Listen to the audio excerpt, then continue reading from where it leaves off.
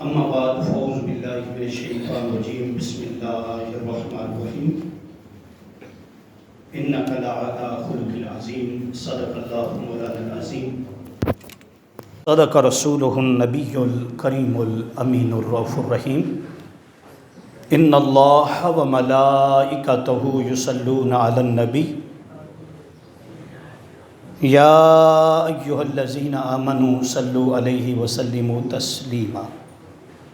درود پاک اللہم صلی علی سیدنا و مولانا محمد وعلی آلہ وصحبہ وبارک وسلم وصلی علیہ۔ ذرا ذوق سے شوق سے سب پڑھیں اللہم صلی علی سیدنا و مولانا محمد وعلی آلہ وصحبہ وبارک وسلم وصلی علیہ۔ اللہ رب العزت کا شکر ہے جس نے ماہ رمضان المبارک کی برکتوں سے ہم سب کو مالا مال کیا ہوا ہے، اور الحمدللہ تعالیٰ آج 16ویں روزے کے فیض و برکات حاصل کر رہے ہیں۔ اللہ پاک ہم سب کو عمل کی توفیق عطا فرمائے۔ یہ 13 رمضان المبارک سے لے کر تقریباً 19 رمضان المبارک تک حضور اکرم صلی اللہ علیہ وسلم نے ایک عرصہ، ایک مہینہ کا حصہ جو تھا وہ بدر کے اندر گزارا ہے۔ کس جگہ پر؟ بدر کے۔ تو امت کے اندر یہ جو دن ہوتے ہیں، یعنی 12 سے آپ نے تیاری شروع کی تھی اور 17 کو اللہ پاک نے فتح عطا فرما دی۔ 3 دن آپ پھر رہے شکرانے کے طور پر، نفل پڑھتے رہے۔ رمضان المبارک کا مہینہ تھا تو وہاں پر آپ رہے اور پھر واپس تشریف لائے۔ تو اس لیے ان دنوں کے اندر بھی دعائیں خاص کر اللہ رب العزت کی بارگاہ میں قبول ہوتی ہیں۔ ویسے تو ہر وقت قبول ہو جاتی، لیکن ہر گھڑی کو جب کوئی نسبت اور مل جاتی ہے تو مزید اس کو برکت والا کر دیتی۔ اللہ پاک ہم سب کو عمل کی توفیق عطا فرمائے۔ قرآن مجید میں اللہ پاک نے محبوب مکرم صلی اللہ علیہ وسلم کی شانوں اور عظمتوں کو جو بیان کیا ہے، اس میں حضور کو نبوت کے بعد سب سے بڑا وصف جو عطا کیا ہے وہ حضور کریم آقا صلی اللہ علیہ وسلم کا اخلاق ہے۔ کیا ہے؟ اور اللہ نے محبوب مکرم صلی اللہ علیہ وسلم کے خلق کو عظیم کہا ہے۔ کیا ہے؟ حضور تمام تر نبیوں میں عظیم ہے۔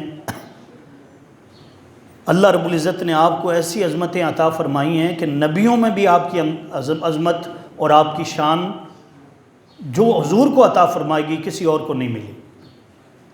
ان اوصاف میں جو اللہ رب العزت نے حضور کو ایک وصف عطا کیا وہ ہے کیا؟ خلق عظیم۔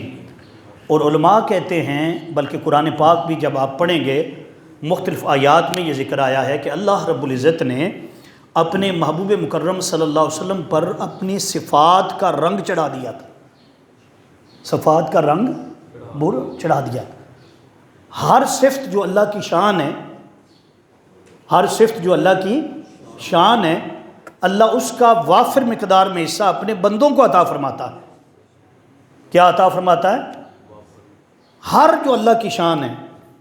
مثال کے طور پر میں آپ کو عرض کروں آپ کے سامنے، اللہ ہے رؤوف اور رحیم۔ اللہ کیا ہے؟ رؤوف بھی ہے، اور یہی صفت اللہ پاک نے قرآن پاک میں محبوب صلی اللہ علیہ وسلم کے لیے بیان کی ہے۔ لَقَدْ جَاءَكُمْ رَسُولٌ مِّنْ أَنفُسِكُمْ عَزِيزٌ عَلَيْهِ مَا عَنِتُّمْ حَرِيصٌ عَلَيْكُمْ بِالْمُؤْمِنِينَ رَءُوفٌ رَحِيمٌ۔ بالمؤمنین، فرمایا تحقیق تمہارے پاس وہ رسول آ گئے۔ لَقَدْ جَاءَكُمْ رَسُولٌ مِّنْ أَنفُسِكُمْ، رسول من انفسکم، وہ تمہیں میں سے ہے، وہ تمہیں میں سے ہے۔ یعنی کیا بات قرآن کرنا چاہتا ہے؟ وہ جو بعض لوگ یہ کہہ دیتے بنے کہ وہ تو اللہ کے رسول ہیں، ہم ان جیسے تو نہیں ہو سکتے، بے شک یہ بات حق ہے، لیکن اسوہ مصطفیٰ جو ہے وہ ضرور اپنانا۔ کہ یہ بات کہتے ہیں جی فلاں کام تو رسول اللہ نے کیا یا صحابہ کرام نے کیا، تو ہم کیا کہتے ہیں بھی وہ تو اللہ کے رسول ہیں، ہم کیسے کر سکتے؟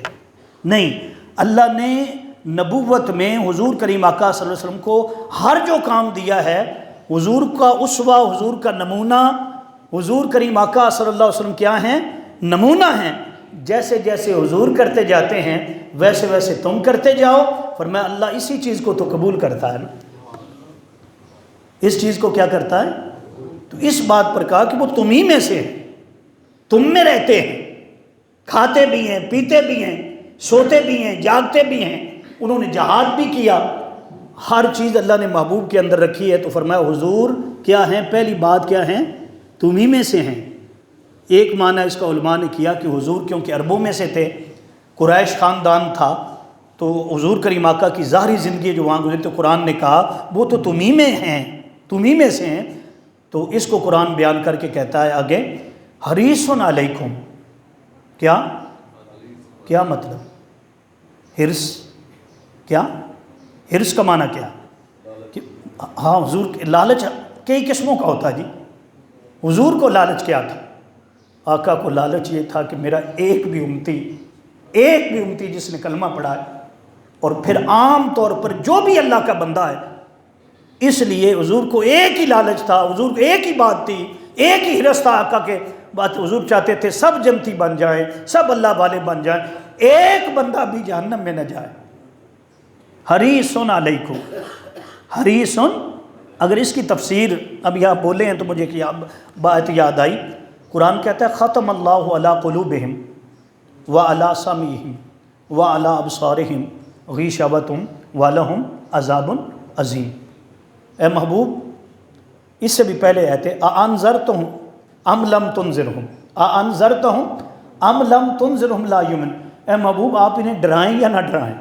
یہ جو کافر بدبخت ہو گئے ہیں، ابو جہل جو آپ کی جان کا دشمن بنا پھرتا ہے، ابو لہب وہ جو آپ کے قتل کی سازشیں کرتا پھرتا ہے، وہ اس کی عورت جو ہے آپ کے راستے پر کانٹے بچھاتی پھرتی ہے، اے حبیب مکرم صلی اللہ علیہ وسلم آپ انہیں ڈرائیں یا نہ ڈرائیں؟ اانذرتہم ام لم تنذرہم لا یؤمنون، یہ ایمان نہیں لائیں گے، یہ ایمان ختم اللہ علی قلوبہم، خطا کیا ہے؟ مہر لگا دی، سیل کر دیا ہے، بند کر دیا اللہ تعالیٰ نے ان کے دلوں کو۔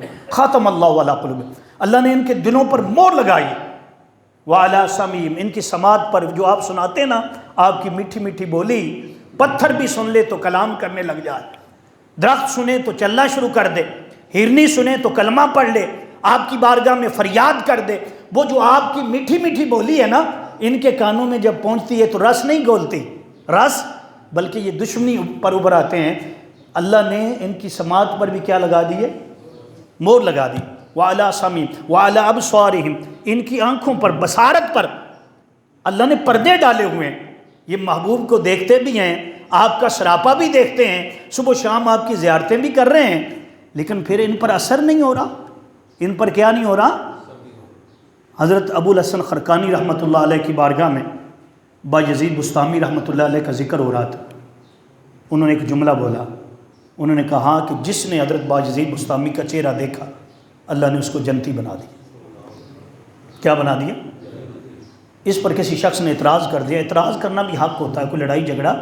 اس نے کہا جی حضور کا چہرہ تو ابو جہل نے کئی بار دیکھا تھا، ابو لہب نے بھی کئی بار دیکھا تھا، ہر روز دیکھتے تھے، اٹھ کر پہلا کام یہ کرتے تھے، رات کو سازش تیار کرتے تھے، صبح دیکھتے تھے، باتیں کرتے تھے، سوال کرتے تھے۔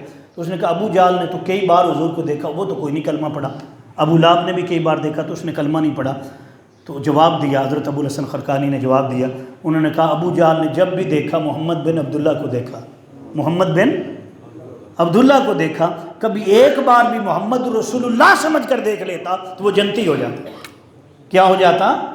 جنتی ہو جاتا۔ تو قرآن کہتا ہے انہیں پردہ آ گیا، ابصارہم غشاوۃ، غشاوہ کیا ہوتا ہے؟ پردہ، کیا؟ غشاوۃ ولہم عذاب عظیم، ہاں جی، فرمایا ان کے لیے بڑا عذاب ہے۔ اب یہ ایتیں آ گئی تھی نا، حضور پھر بھی ان کے پاس جاتے تھے، تبلیغ کرنے کے لیے جاتے، ماریں کھاتے تھے، وہ گالیاں دیتے تھے، گریبان پکڑتے تھے رسول اللہ کا، راستے میں حضور کو روک لیتے تھے، پتھر مارتے تھے، اپنے بتوں کو اٹھاتے، چھوٹے چھوٹے بت انہوں نے اس لیے بنائے ہوئے تھے، اپنی گردن کے پاس کرتے، پھر وہ ڈانس کرتے، بھنگڑے ڈالتے، کہتے محمد صلی اللہ علیہ وسلم ہمارا خدا تو نظر آتا ہے دیکھو، لیکن آپ کا نظر نہیں آتا، استغفر اللہ۔ لیکن حضور پھر کہتے یار سنو، تم کلمہ پڑھو، تم کلمہ پڑھو، جب تم کلمہ پڑھ لو گے تو اس کی انوار و تجلیات تمہارے دلوں پر وارد ہوں گی، تم دیکھو گے۔ وہ مارتے تھے، سر پاڑ دیتے تھے، کیا کرتے؟ آپ کا سر مبارک پھوڑ دیتے۔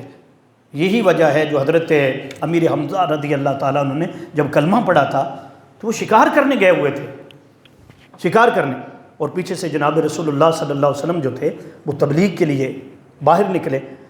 آپ کا جو ملاقات تھی ابو جہل سے ہو گئی۔ جب ابو جہل سے ہوئی نا تو اس نے پہلی بار، محمد صلی اللہ علیہ وسلم تیرا خدا نظر نہیں آتا؟ یہ ہمارے تو نظر آتے ہیں، دکھاؤ وہ کہاں رہتا، کس جگہ پر؟ جب یہ ساری باتیں انہوں نے کی تو سرکار دو عالم صلی اللہ علیہ وسلم سنتے رہے، درگزر کرتے رہے، آپ اسے سمجھاتے رہے۔ اس نے کیا کیا؟ پتھر اٹھایا اور جناب رسول اللہ صلی اللہ علیہ وسلم کو مار دیا۔ آپ زخمی ہو گئے، آپ کا چہرہ مبارک جو تھا زخمی ہو گئے۔ جب آپ کا خون مبارک نکلا، خون مبارک نکلا، آپ نے کچھ نہیں کہا، بس اتنا کہا کہ کاش یہ قوم جانتی، کاش یہ قوم، ہاں جی، انہیں پتہ نہیں کیا دشمنی میرے ساتھ ہے، میں انہیں اللہ کی طرف بلاتا ہوں، میں چاہتا ہوں یہ جنتی بن جائیں، ہاں جی، اور یہ میرے دشمن بن گئے۔ تو یہ جو بات تھی نا رسول اللہ صلی اللہ علیہ وسلم کے دل پر بھی بوجھ ڈالا اس نے، اور سرکار جا کر حرم شریف کے اندر بیٹھ گئے۔ یا اللہ میں تو تیری بات کرتا ہوں، اپنی تو نہیں کرتا، میں تو یہ کہتا ہوں کہ ان کے بت جو ہیں وہ جھوٹے ہیں، کیا میں نے ان کا بگاڑا ہے، کیوں میرے دشمن بن گئے، کیوں میرے لیے کنویں کھود آتے ہیں، کیوں یہ راتوں کو جاگتے ہیں، سازش کرتے ہیں، قتل کرنے پر آ گئے۔ تو خون مبارک جو تھا آپ کا بہہ چکا تھا۔ تو امیر حمزہ شکار کے لیے نکلے ہوئے ہیں، تیر پھینکتے ہیں ہرن کے پیچھے۔ کس کو؟ ہرن کی طرف تیر پھینکتے ہیں۔ جب ہرن کی طرف تیر پھینکتے ہیں تو ہرن جو ہے نا دونوں ٹانگوں پر، یہ والی دونوں ٹانگوں پر کھڑا ہو جاتا ہے اور ایسے کر لیتا ہے جیسے ہم انسان ہوتے ہیں۔ تو کیا بات کہتا ہے؟ کہتا ہے امیر حمزہ نام لے کر کہتا ہے، کاش جو تیر تو میری طرف پھینکتا ہے نا، یہ تیر تو اللہ کے حبیب صلی اللہ علیہ وسلم کے دشمنوں کی طرف چلاتا۔ اللہ نے تو تجھے یہ مقام دیا ہے، کیا سٹیٹس ہے تیرا کہ تو محمد صلی اللہ علیہ وسلم کے بھائی جو ہیں، محمد صلی اللہ علیہ وسلم کے جو محمد صلی اللہ علیہ وسلم میں وہ بیٹے ہیں تیرے بھائی کے، تو کیوں نہیں مدد کرتا؟ آپ فرماتے میں نے شکار چھوڑ دیا۔ بڑا تعجب آیا، اب ہرن بھی باتیں کرتے ہیں، ہرن بھی باتیں کرتے ہیں۔ اور فرماتے ہیں گھر آ گیا، میں نے آ کر اپنی خادمہ سے کھانا مانگا۔ جب کھانا مانگا تو اس نے رونا شروع کر دیا اور رو کر کہا کہ آج اگر محمد صلی اللہ علیہ وسلم کا باپ ہوتا تو میں دیکھتی ابو جہل کیسے سرکار دو عالم صلی اللہ علیہ وسلم کو زرکوب کرتا۔ آج اگر آمنہ سلام اللہ تعالیٰ علیہ موجود ہوتی تو میں پھر دیکھتی کون ہے جو محمد صلی اللہ علیہ وسلم کے قریب جاتا۔ اس طرح کہ اس نے انہوں نے کہا ہوا کیا ہے؟ کہنے لگے یہ واقعہ۔ انہوں نے کہا اس وقت ابو لہب کہاں تھا؟ وہ بھی تو چچا ہے نا۔ اس نے کہا ابو لہب تو ان کے ساتھ ملا ہوا تھا، مختلف نام لی، عباس کہاں تھے، فلاں کہتے ہیں، سارے موجود تھے وہاں پر، لیکن آگے کوئی نہیں بڑھا۔ اور اس نے محمد صلی اللہ علیہ وسلم کو یتیم سمجھ کے اس نے کہا ان کا کوئی نہیں ہے، آپ کا سر مبارک جو ہے زخمی کیا ہے۔ تو حضرت امیر حمزہ حضور کریم آقا کی بارگاہ میں آئے، کیونکہ آپ حرم شریف میں بیٹھے تھے، اور بات کی، کہا کہ محمد، اور آئے کب؟ پہلے ابو جہل کی طرف گئے، اس کو باہر بلایا، اور وہ بڑا جیسے ہمارے نہیں ہوتا بڑوں کو دیکھ کر بڑا جناب بچ جانا، اور انہیں کہنا تیرے اور میرے میں تو فرق ہی کوئی نہیں، سیاسی قسم تک کا بندہ تھا۔ اس نے پہلے وقت آ گیا تو ہمارا خون ہے، یہ ہے فلاں ہے، وہ ایسی بات چلی تھی۔ اس نے کہا بدبخت تو نے میرے محمد صلی اللہ علیہ وسلم کو اس طرح زرکوب کیا۔ تو پہلی کی بات کی، جیسے اس نے پتھر مارا تھا ایسے ہی پہلے تھپڑ مارا، پتھر مارا اور ابو جہل کو زخمی کیا۔ ابو جہل کو اب کہا کہ تیری جرت ہے تو آگے ایسا کرنا، اور پھر رسول اللہ کی بارگاہ میں آ گئے، کہنے لگے کہ یا رسول اللہ صلی اللہ علیہ وسلم، اے محمد اب تو آپ کی آنکھیں ٹھنڈی ہو گئی ہوں گی، میں آپ کا بدلہ لے کے آیا ہوں، آپ کی آنکھیں اب تو ٹھنڈی ہو گئی ہوں گی۔ تو آپ نے فرمایا کہ چچا میری آنکھیں اس طرح ٹھنڈی نہیں ہوتی، میری آنکھیں تو تب ٹھنڈی ہوں گی جب آپ بھی کہیں گے کہ اللہ ایک ہے، اللہ ایک ہے، اور میں محمد صلی اللہ علیہ وسلم اللہ کا رسول ہوں، مجھے حریص علیکم، ایک ہی لالچ ہے، وہ جو قرآن کہتا ہے ایک ہی لالچ ہے، سب جنتی بن جائیں، کوئی جہنم میں نہ جائے۔ اور قرآن بھی کہتا ہے ان قبلوا لفی ضلال مبین، جب تک یہ میرا محبوب نہیں آیا تھا تم تو جہنم کے کنارے پر پہنچ چکے تھے، تمہارا معاشرہ تو نجاست میں گرا ہوا تھا، ہر طرف یہ کفر اور شرک کا اندھیرا تھا، یہ حبیب آ گئے تمہارے دلوں کو چمکا دیا، ماحول بدل دیا، اور تمہیں جہنمی سے جنتی بنا دیا۔ کیا بنا دیا؟ حریص علیکم بالمؤمنین رؤوف، اور بالمؤمنین رؤوف، یہ میرا محبوب رؤوف بھی ہے اور کیا ہے؟ رحیم بھی ہے۔ تو میں نے کہا بات میں نے یہاں سے شروع، اور یہ بتا دوں وہیں پہ حضرت امیر حمزہ، کیا یہ سید کا لقب کل میں نے عرض کیا، پہلا سب سے جو حضور نے دیا تھا حضرت امیر حمزہ کو دیا تھا، جب آپ شہید اسی دن اسی وقت کھڑے ہوئے اور کہنے لگے اشہد اللہ الہ الا اللہ واشہد انک محمد رسول اللہ، یہ کلمہ پڑھا اور مسلمان، حضور خوش ہو گئے۔ آپ نے فرمایا وہ چیز جو آپ کو زرکوب آپ کو تشدد کیا گیا اس کو تو آپ نے ذکر ہی نہیں کیا، فرمایا یہ تکلیفیں تو آپ اللہ کے لیے اٹھا رہے تھے۔ اور یاد رکھ لو جو دین کے راستے پر چلتا ہے تکلیفیں آتی ہیں، پریشانیاں آتی ہیں، تو میں آپ کو بتانا یہ چاہتا تھا شروع میں جو میں نے آیت پاک پڑھی کہ اللہ پاک نے اپنی صفات کا رنگ جو تھا وہ محبوب صلی اللہ علیہ وسلم پر چڑھا دیا تھا۔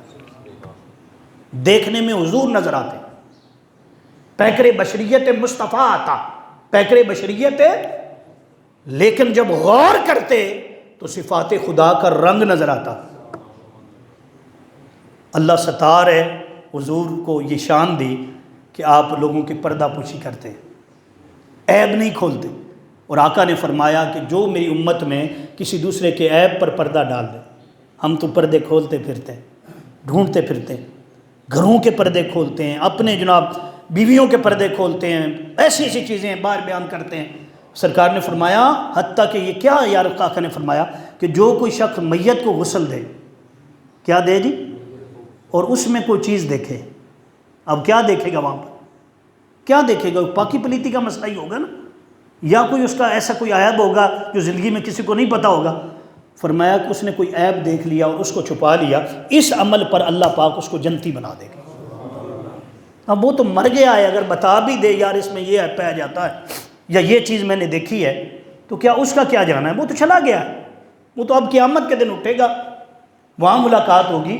لیکن قرآن کیا کہہ رہا ہے، آقا کا فرمان کیا کہہ رہا ہے کہ جس نے یہ کیا کر دیا جی، بولو نا اللہ، اگر مردے کا پردہ آپ نے چھپا لیا، کسی کو بتایا، ہم تو ڈھونڈتے کہتے یار تو ملیا نہیں، ایک بات آئی ہوئی 3-4 دن سے، تو ملا نہیں تو مجھے اسکول ہی نہیں آئے، ڈھونڈتے ہیں گلی میں، مزاروں میں کئی بندے مشہور ہوتے ہیں، کیا ہوتے ہیں، چرچا کرنا ہوتا ہے ان باتوں کا۔ جب سیدنا فاروق اعظم رضی اللہ تعالیٰ نے کلمہ پڑھا تھا تو سرکار کی بارگاہ میں ایک بات کی تھی، یا رسول اللہ مجھے یہ بتائیں کہ اس محلے میں، اس علاقے میں کون لوگ ہے، بندہ ہے جو سب کو آ کے باتیں پھیلاتا ہے، باتیں کیا کرتا ہے، پردے جو ہے کھولتا ہے لوگوں کے۔ تو صحابہ کرام جو باقی، انہوں نے کہا ابو جہل ایسا شخص ہے، ابو جہل ایسا شخص، ایک بات جب آ جائے تو پھر اس پر پاس جانا، اس کے پاس جانا، وہ پتہ چلے ہے تینوں، اور میں تو اتنے سے یار، یا وہ خود پتہ کو تھوڑا سا چل گیا تو پھر وہ وہاں پہنچ گیا، ان کا جی وہ کیا ہوا ہے پھر بتاؤ، وہاں سے پھر 4 اور لگا دی۔ تو میں بتانا یہ چاہتا ہوں، میں اپنی بھی اور آپ سب کی تربیت ہی کرنا چاہتا ہوں۔ فرمایا یہاں پر تم کس کے پردہ چھپاؤ جی، مسلمانوں کا، اپنے بھائیوں کا۔ فرمایا قیامت کے دن اللہ تمہارے پردے بھی نہیں کھولے گا۔ یہاں اگر پتہ نہیں نہ چلا کسی کو کہ آپ کیسے ہیں، پتہ نہیں ہم کیا کیا گناہ بھی کر لیتے ہیں، ہوتے ہیں ہم سے، فرشتے تھوڑے ہم ہوتے ہیں نا، بولو نا، ہم سب سے ہوتے ہیں۔ لیکن آپ نے کسی کو دیکھ لیا کوئی گناہ کر رہا ہے، کیا کر رہا ہے، تو یہ نہیں کہ فوراً آپ کہیں نہیں جی بس اب بات ختم ہوگی، اس کو چھپا لیں اور دل میں نیت کریں کہ اللہ اس کو ہدایت دے دے، اللہ اس کو کیا کر دے، قیامت کے دن اللہ پھر تیرے پرچے جو ہے تیرا نامہ اعمال نہیں کھولے گا، کہ جیسا ہے بند ہے، کیا ہے، ہاں جی اس کو بند رہنے دو، ایسا نہ کھولو، بتانا ہی نہیں کسی کو۔ اور حدیث پاک میں آیا ہے کہ جب اللہ بندے کو معاف کر دیتا ہے نا، تو جس جگہ پر آپ پتہ زمین بھی گواہی دے گی، ہاتھ بھی گواہی دیں گے، کان گواہی دیں گے، ہر چیز گواہی دے گی کہ یا اللہ اس نے مجھ پر گناہ کیا تھا، اور جب وہ معاف کر دیتا ہے تو پھر زمین کو کہتا ہے زمین اب بھول جا، اس نے گناہ کیا ہی کوئی نہیں، اس نے گناہ، ہر چیز پہ یہ چیز وارد ہو جاتی۔ اس لیے میرے دوستو میں کہنا یہ چاہتا ہوں آج کے اس درس سے قرآن و حدیث میں کہ اللہ نے جو اوصاف دیے تھے حضور کو، انکا لعلی خلق عظیم، کیا یار عظمت عطا فرما دی، اخلاق عظیم، اسی کا فیض نبی علیہ السلام کو ملا، اللہ کی صفات کا فیض رنگ مل گیا، حضور نے اپنے اوپر چڑھا لیا، معاف کرتے پھرتے، پتھر بھی مار رہا ہے، وہ کہہ رہے ہیں آ کر حضور آپ دعا کر دیں ہم اس زمین کو الٹ پلٹ کر دیں گے، انہوں نے ظالموں نے پتھر مارے، آپ کہتے ہیں اٹھاؤ ہاتھ میں دعا کرتا ہوں، اٹھاؤ۔ جب سب نے ہاتھ اٹھائے آپ کیا فرماتے، یا اللہ یہ میری قوم جانتی نہیں میری عظمت کو، تو انہیں معاف کر دے، تو کیا کر دے۔ کبھی ہم بھی ایسا سنا، ہم تو کہتے ہیں معاف نہیں کروں گا، میرے ساتھ ایسا کر دیا، میں یہ تھا، میری یہ عزت ہے، ہماری کوئی عزت نہیں، عزت اللہ کے لیے، عزت اس کے رسول صلی اللہ علیہ وسلم۔ جس دن یہ باتیں ہماری سمجھ میں آ گئیں، کرنے کی ہیں یہ باتیں، اس پر عمل کرنے کی باتیں ہیں، یاد رکھ لیں ہم پکے مسلمان بن گئے، ہم پکے مسلمان بن گئے انشاءاللہ تعالی، اگر اللہ کو منظور ہوا، اللہ نے توفیق دی تو کل اس پر مزید عرض کریں گے، اور کل بدر کا دن بھی اس طرح رمضان ہے، ٹھیک ہے، جمعرات ہے جی کل، ہاں جمعرات ہے انشاءاللہ تعالی۔ اللہ پاک عمل کی توفیق عطا فرمائے، سرکار کی پکی اور سچی غلامی عطا فرمائے۔